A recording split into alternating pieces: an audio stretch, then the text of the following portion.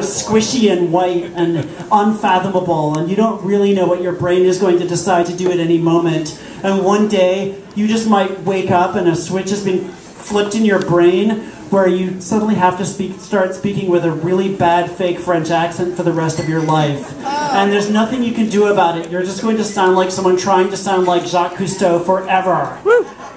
That's why we're here tonight. We are raising money to try and find a cure for francophone neurological affective disorder, or FNARD for short. And you might think that this is a funny ailment until it happens to you. During the Bush administration, when anti-French sentiment was at its absolute peak, people suffering from FNARD were persecuted, they were hounded. Many of them spent like the entire Bush years having to be mimes, which is the only thing worse. And so we're joined in our efforts to try and find a cure for FNARD by the Church of Anchovology. I know many of you already belong to the Church of Anchovology. It is the church that will fix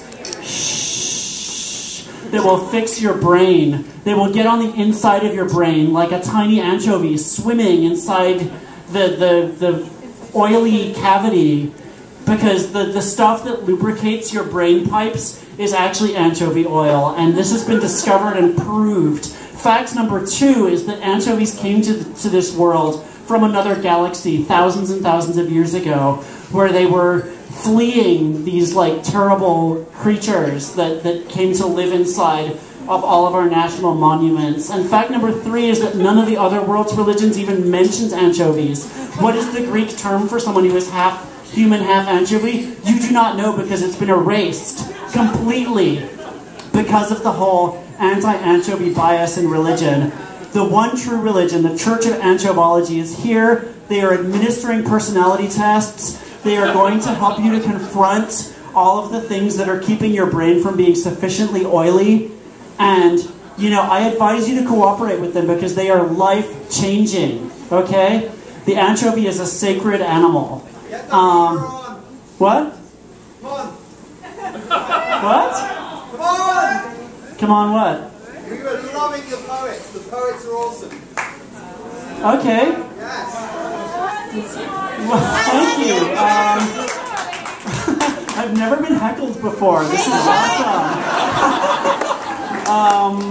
Okay. Wow.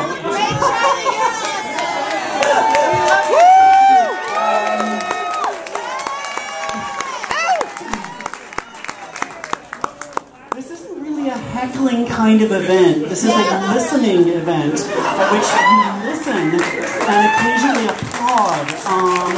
We've been doing this for about 10 years, and we don't do the heckling. I think you want the church next door. They're really good. They love the heckling next door, especially if you've got a tambourine and you can sort of heckle and shake your tambourine, and they'll just think that you're really into Jesus, and it'll be awesome. Anyway, so our next reader, we are incredibly lucky to have, for his second time, Keith Knight, who is not a poet, actually, oddly enough, although maybe he can impersonate one if we get him drunk enough. He is actually a cartoonist, and this is something that we've done at Writers for Drinks several times, is because we're horrible sadistic bastards, we make cartoonists come here and narrate their cartoons without any visual aids. This has actually happened several times, and it's always worked out surprisingly well. But we're kind of, I don't know why we do that, because we're evil, and we're technically, what's the word for when you can't do technical stuff? Anyway, we're that.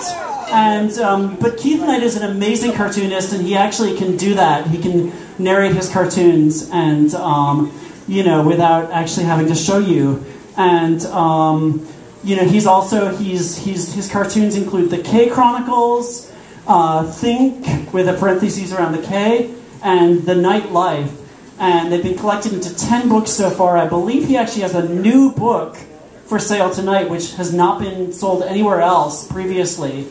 And he won the 2007 Harvey Award and the 2010 Inkpot Award at Comic-Con.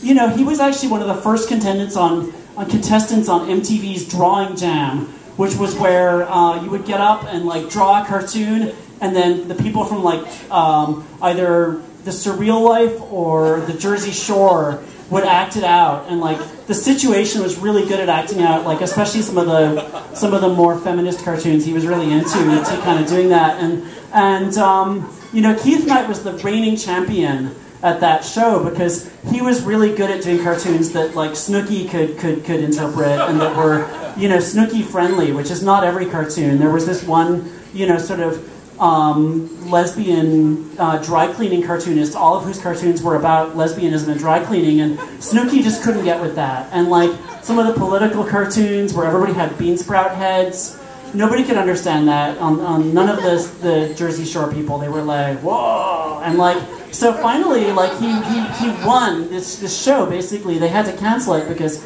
he kept winning, and so he went on a road trip with like all the Jersey Shore people, and like he would go on road trips around the country drawing cartoons with like, you know, after a while it was just him and people who believed erroneously that they were famous, and you know, sometimes they were people that you'd never heard of, but they believed that they were famous, and like they were game to go wherever and tell people how famous they were while Keith Knight drew. And it was the best show ever, but Keith Knight got homesick. He'd been traveling, he'd been on the road for years. What he had done was he had created these like, you know, these life-size drawings in his house that would keep everything in a state of stasis where nothing could change. Nobody could break into his house, the house wouldn't burn down, his wife and kid were like frozen because these cartoons generated a field of like everything, you know, being kind of two-dimensional and stuck in stasis. But the problem is that things become more and more stylized, and he realized after a while that his wife and kid and everything else in his house would eventually turn into like stylized images, and you know, it's really hard to bring them back from that. So he had to quit MTV. You know, the situation still kind of follows him around, but that's on his own time. And you know, he's still out there doing his thing. And please welcome one of our favorite cartoonists who can actually narrate his cartoons without any visual aids, the amazing Keith Knight.